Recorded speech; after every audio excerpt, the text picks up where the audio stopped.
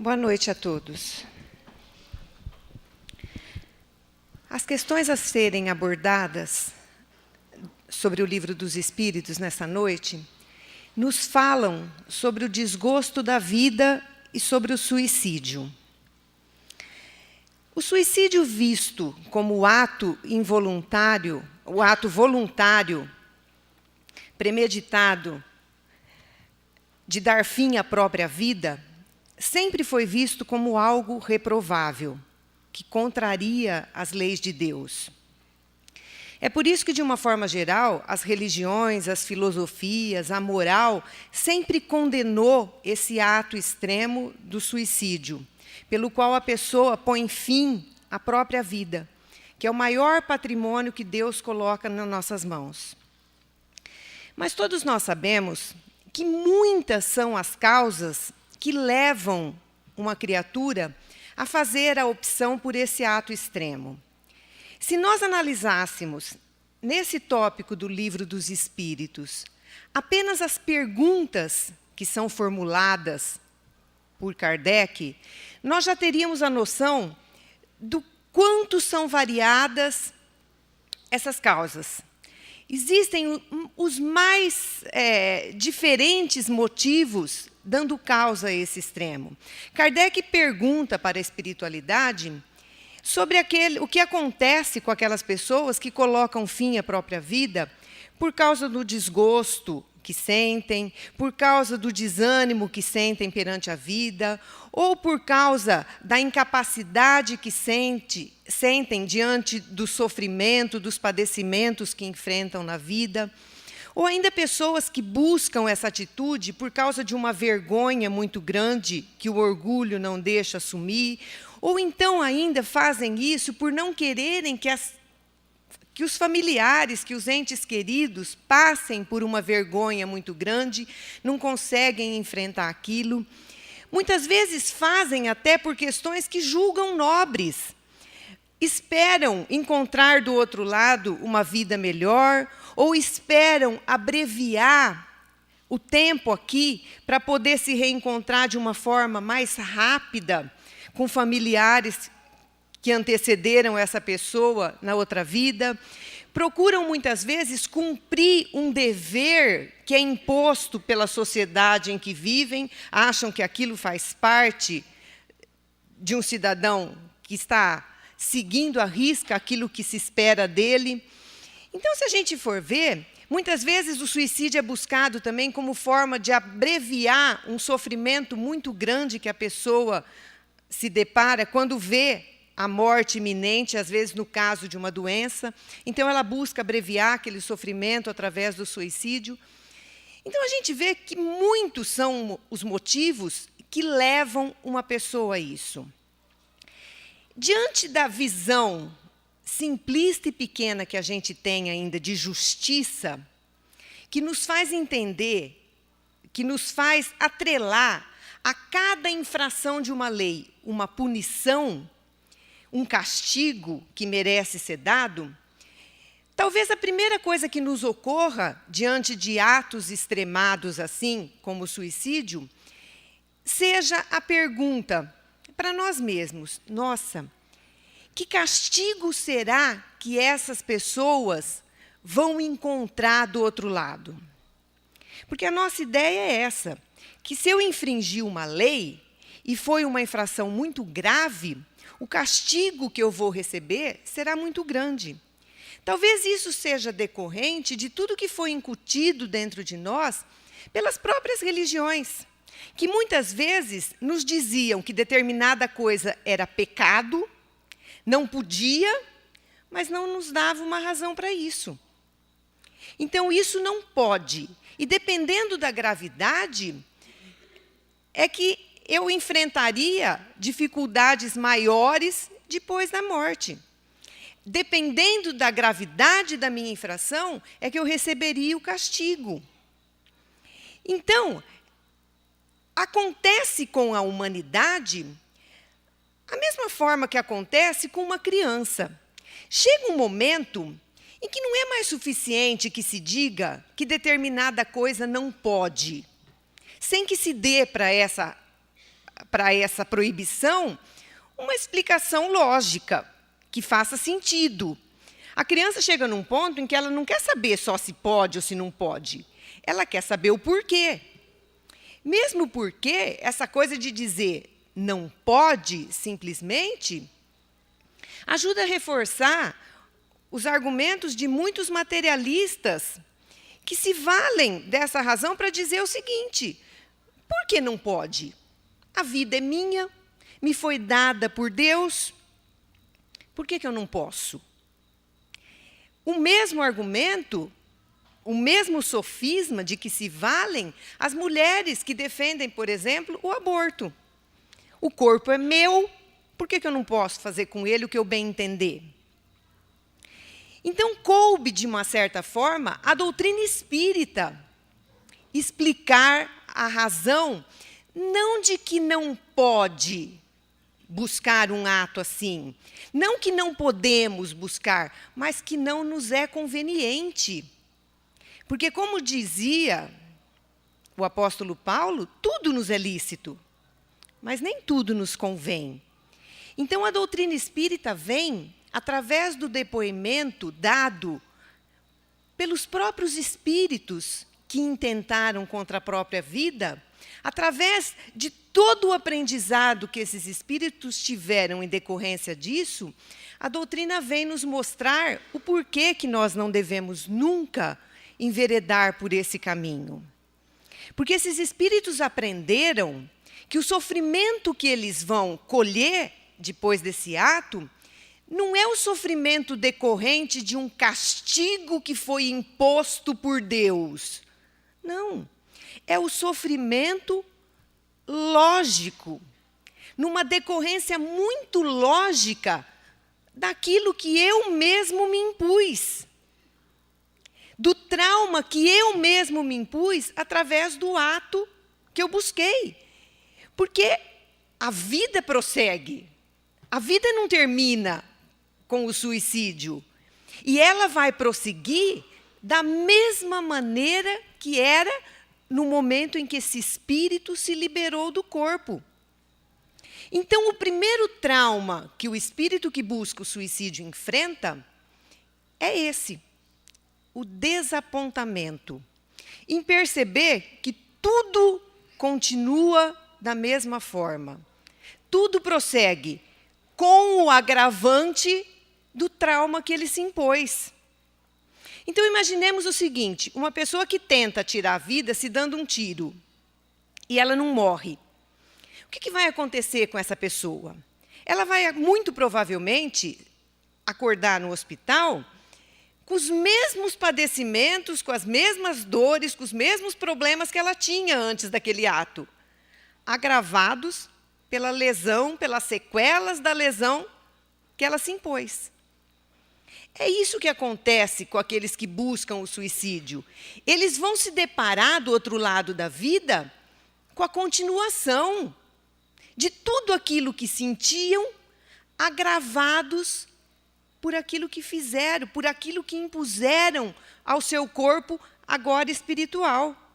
Porque a vida não tem o poder milagroso de promover em nós nenhuma renovação, nenhuma transformação instantânea e miraculosa.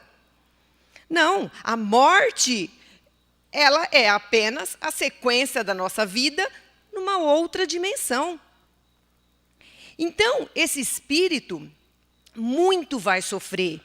E a espiritualidade nos esclarece, a doutrina espírita nos mostra que, por maiores que sejam os sofrimentos que essas sequelas, esses traumas que foram impostos nesse corpo espiritual, por maiores que sejam os padecimentos desse trauma, eles quase nada são diante dos dramas emocionais e psicológicos que esse espírito vai enfrentar.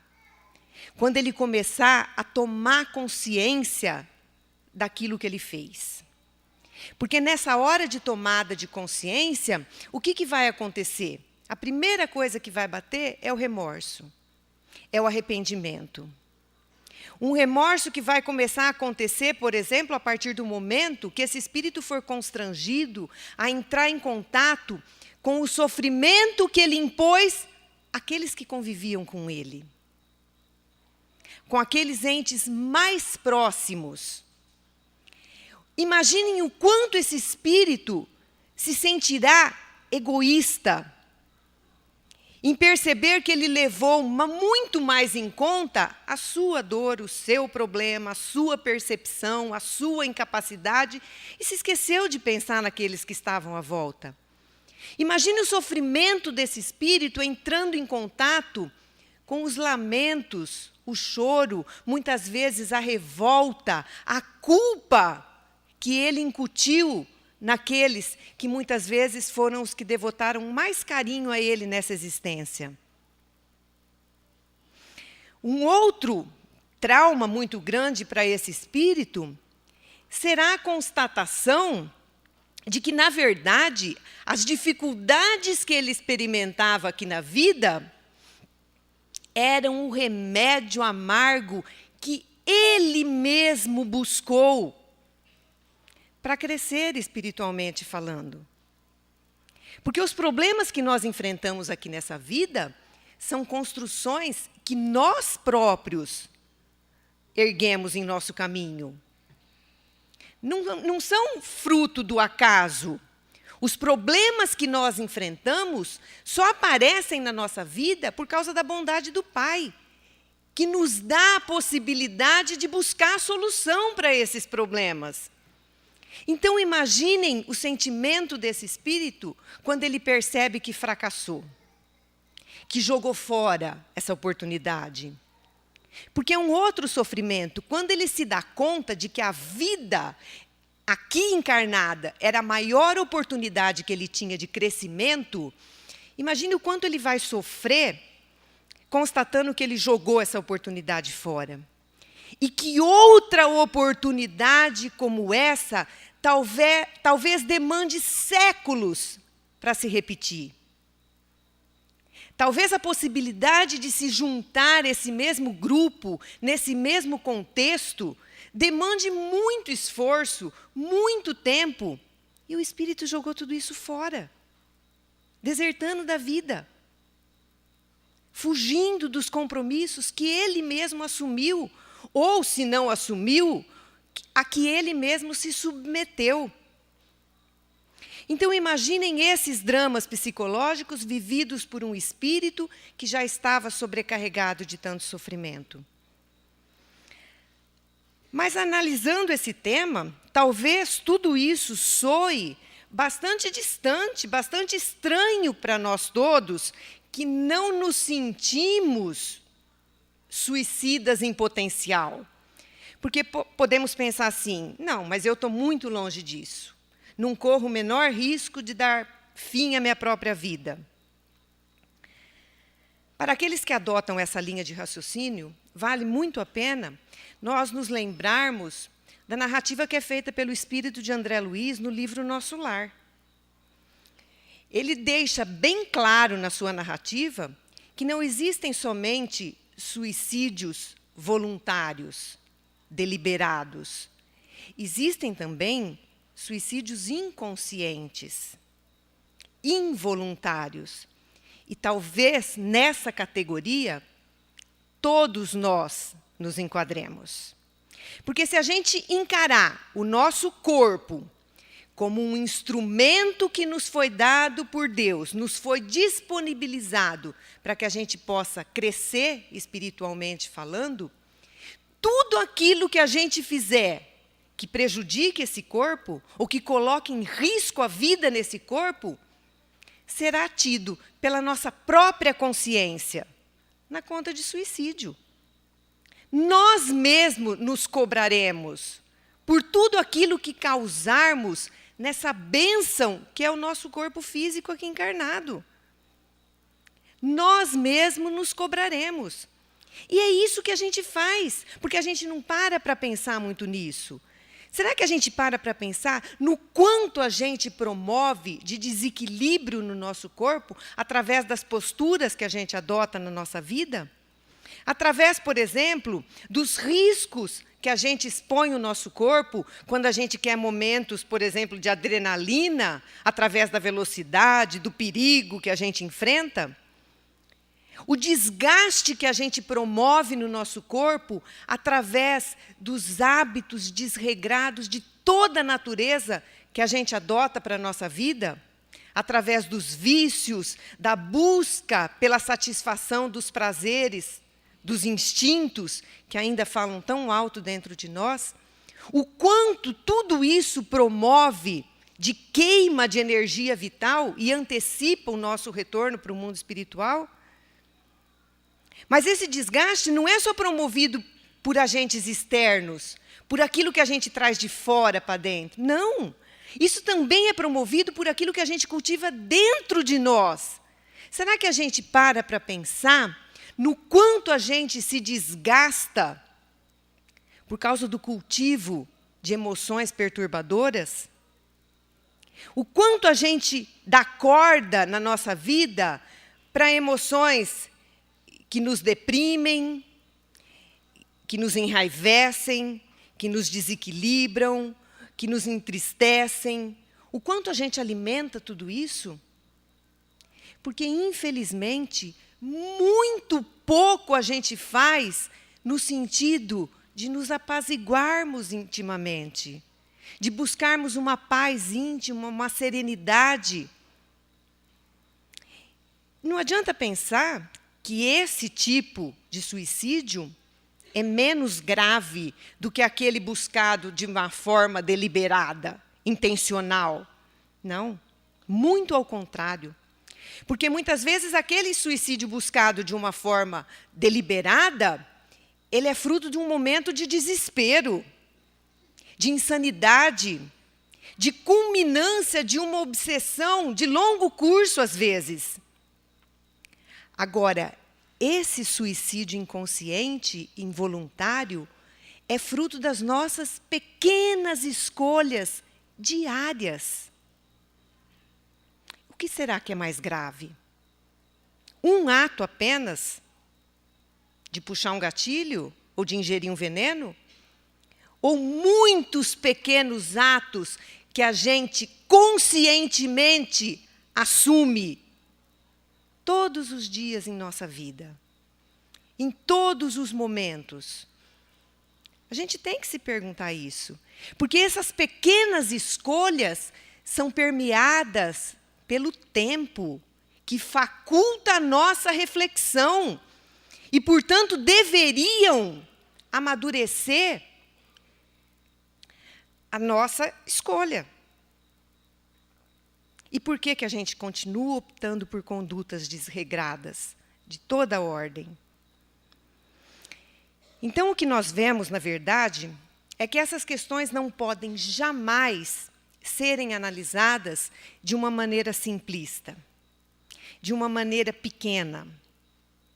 Porque o que existe não é apenas um ato que pode ser analisado e taxado como pecado, para o qual existe já uma punição pré-estabelecida e fixada. Não. O que existem, na verdade, são dramas existenciais, que são criados pela nossa ignorância, pela nossa invigilância, pela nossa rebeldia, muitas vezes, diante dos desígnios de Deus. A gente não quer aceitar aquilo que a vida nos impõe. Então, o que existem são uma infinidade de circunstâncias que vão determinar em nosso caminho agravantes e atenuantes.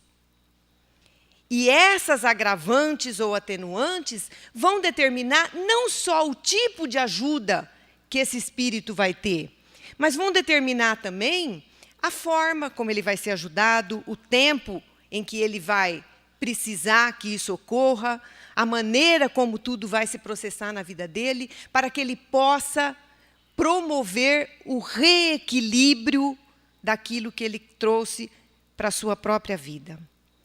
Então, diante de tudo isso, dessa infinidade de circunstâncias, duas certezas nós podemos ter. A primeira, de que Deus não nos desampara jamais.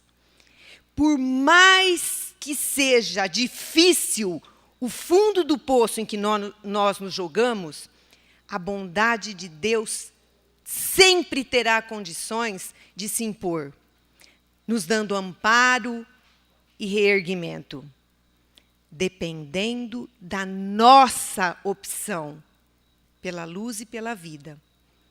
Porque a bondade de Deus respeita as nossas escolhas. Enquanto não manifestarmos a aceitação, a humildade necessária perante os desígnios de Deus, a resignação necessária diante de tudo, talvez a gente não encontre nada. E a outra certeza que nós devemos ter é que seremos, sim, responsabilizados por todas as nossas escolhas. Não só escolhas que são capazes de definir a nossa vida, mas também aquelas escolhas capazes de influenciar e definir a vida alheia. E a gente não para pensar no quanto isso é sério e profundo.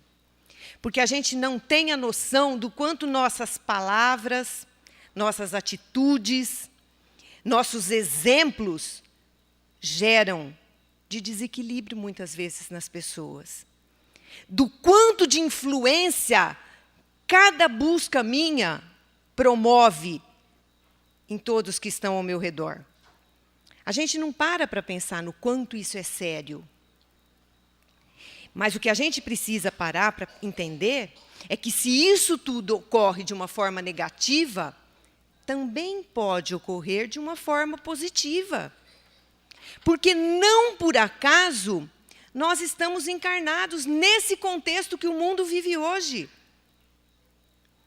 Nesse contexto onde existe tanta falta de ética, de respeito, de dignidade, de moralidade.